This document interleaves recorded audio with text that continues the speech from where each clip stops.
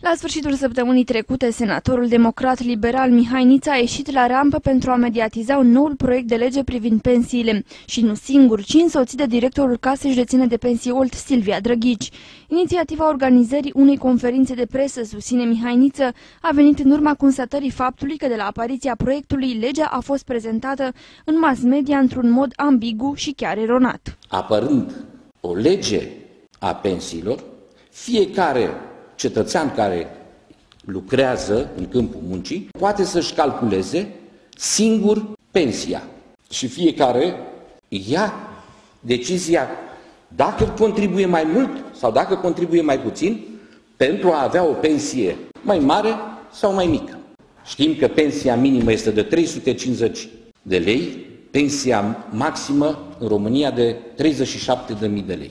Prin apariția legii pensiei, această diferență va fi diminuată. Vreau să vă spun că valoarea punctului de pensie de la data intrării în vigoare a prezentei legi și până în 2020 se va majora cu 100% rata inflației plus, deci la care se va adăuga 50% din creșterea salariului mediu brut realizat pe anul precedent. În 2021, valoarea punctului de pensie se va calcula cu majorarea valorii cu 100% cu rata inflației și 45% din creșterea reală a salariului mediu brut realizat pe anul precedent, astfel ca în 2030 valoarea punctului de pensie se va majora cu 100% rata inflației.